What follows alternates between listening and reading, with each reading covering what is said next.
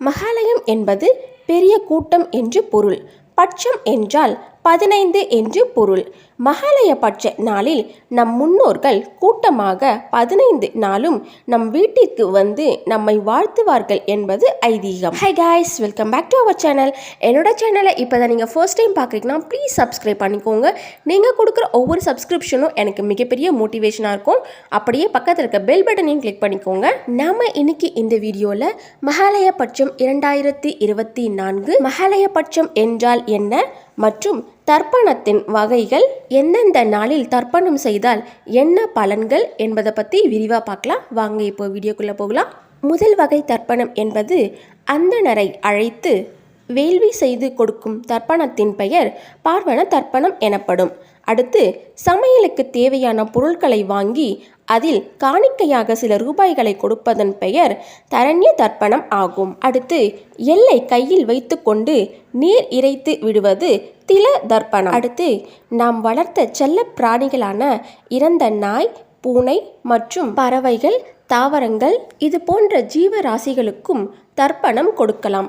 இதன் பெயர் காருண்ய தர்ப்பணம் எனப்படும். மேற்கூறிய எந்த வகை தர்ப்பணம் ஆனாலும் காலை 6 மணிக்கு மேல் 1 மணிக்குள் தர்ப்பணம் கொடுத்தாக வேண்டும். மகாலய பட்சம் என்பது 19/9/2024 அன்று தொடங்கி 2/10/2024 அன்று முடிவு பெறுகிறது. அதாவது தர்ப்பணம் என்பது நாம் ஒவ்வொரு முறை கொடுக்கும்போது அது நேரடியாக யமதர்மராஜனின் கைகளுக்கு சென்ற பிறகே நம் முன்னோர்களுக்கு சென்று சேர்க்கிறது. ஆனால் மகாலய பட்சத்தில் நாம் கொடுக்கும் தர்ப்பணமானது நேரடியாக நம் முன்னோர்களுக்கே சென்று சேர்கிறது. யாரெல்லாம் தர்ப்பணம் கொடுக்கலாம் என்பதை பார்க்கலாம். ஒரு ஆண் தன் மனைவிக்கோ, தந்தைக்கோ, தாய்க்கோ, மகன் அல்லது மகளுக்கு, மேலும் பெயர் தெரியாத பட்சத்தில் தன் மூத்த தலைமுறையினருக்கும் சேர்த்து கொடுக்கலாம். கணவன் உள்ள சுமங்கலி பெண்கள் யாருக்கும் எள் தண்ணீர் இறைத்து தர்ப்பணம் கொடுக்க கூடாது.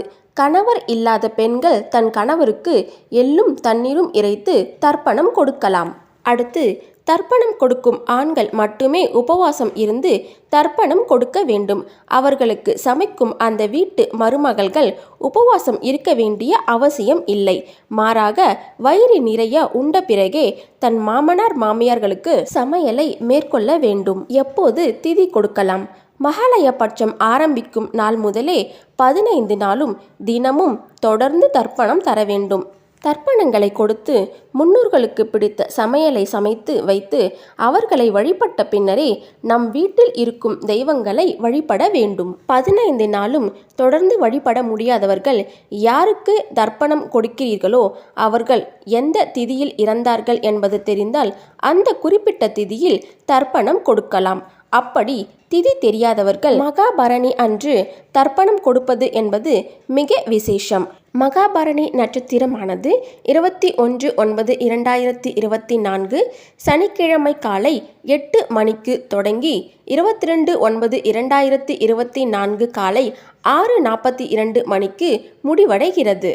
எந்த திதியாக இருந்தாலும் காலை சூரிய உதயத்திற்கு பின் 6 மணிக்கு மேல் 1 மணிக்குள்ளாக தர்ப்பணம் கொடுப்பது சிறப்பான பலன்களை தரும்.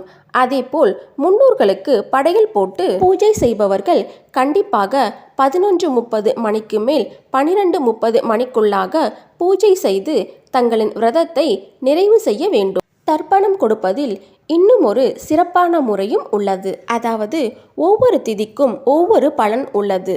18/9/2024 பிரதமை திதி, தன லாபம் கிடைக்கும். 19/9/2024 துவிதியை திதி, நன்மக்கட்பேறு.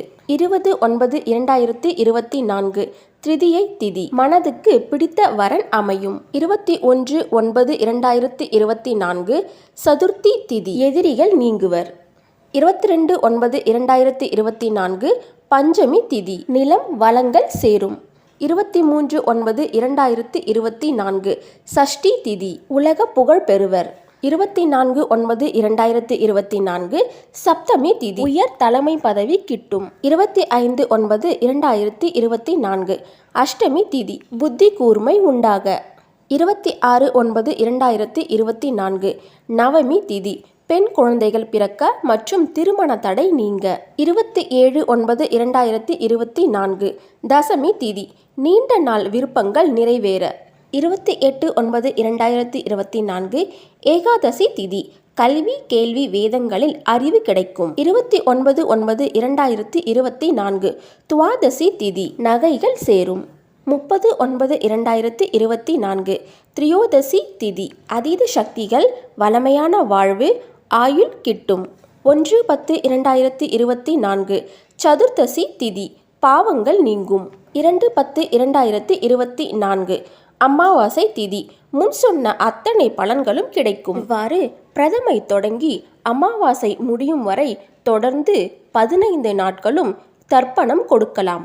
இவ்வாறு தொடர்ந்து 15 நாட்களும் தர்ப்பணம் கொடுக்க முடியாதவர்கள் கட்டாயம் அமாவாசை அன்று தர்ப்பணம் கொடுத்து முன்னோர்களின் பூஜையை செய்ய வேண்டும். இவ்வாறு செய்யும்போது நம் வீடும் மனமும் தூய்மையாக இருக்க வேண்டும். அப்படி செய்ய தவறினால் இதுவே முன்னோர்களின் சாபமாகும். அதாவது நாம் அவர்களை நினைக்காமல் இருப்பதால் அவர்கள் நம்மை நினைத்து வருத்தப்படுவார்கள். அவ்வருத்தமே முன்னோர்களின் சாபமாகும். ஒருவர் இறந்து இன்னும் 1 வருடம் நிறைவடையவில்லை என்றாலும் அல்லது இறந்து 2 நாள்தான் ஆகிறது என்றாலும் அவர்களுக்கு கூட மகாலயபட்சம் அன்று எள்ளும் நீரும் இறைத்து தர்ப்பணம் கொடுப்பது என்பது சிறப்பான பலன்களையே கொடுக்கும். தடுமாறியவனுக்கு தை அமாவாசை, ஆட்டம் கண்டவனுக்கு ஆடி அமாவாசை, மறந்து விட்டவனுக்கு மகாலய அமாவாசை என்றொரு சொல் வழக்கே உண்டு. இவ்வாறு நம்மால் முடிந்தவரை நம்மை தேடி வரும் நம் முன்னோர்களுக்கு மனமாற உருகி அவர்களுக்கு பிடித்த படையல்களை 15 நாளும் அல்லது முக்கியமான திதியில் படைத்து உபவாசம் இருந்து வழிபடுவதன் மூலம் நம் வாழ்வில் சகல சௌபாகியங்களையும் பெற்று நம் முன்னோர்களின் ஆசீர்வாதத்தோடு சிறப்பாக வாழலாம். இவ்வளவு நேரம் நீங்க பார்த்த இந்த வீடியோ ஏதோ ஒரு வகையில் உங்களுக்கு யூஸ்ஃபுல்லாக இருக்கும் நம்புறேன். அப்படி இருந்தால் ப்ளீஸ் லைக் பண்ணுங்க. நீங்க கொடுக்குற ஒவ்வொரு லைக்கும் எனக்கு ரொம்ப முக்கியம். அதே மாதிரி சப்ஸ்கிரைப் பண்ணிவிட்டு பக்கத்தில் இருக்கிற பெல் ஐக்கானையும் கிளிக் பண்ணிவிடுங்க. நீங்கள் கொடுக்குற ஒவ்வொரு சப்ஸ்கிரிப்ஷனும் எனக்கு மிகப்பெரிய மோட்டிவேஷனாக இருக்கும். Thank you friends. இதே மாதிரி அடுத்த வீடியோவில் மீட் பண்ணலாம். அது வரைக்கும் பாய்.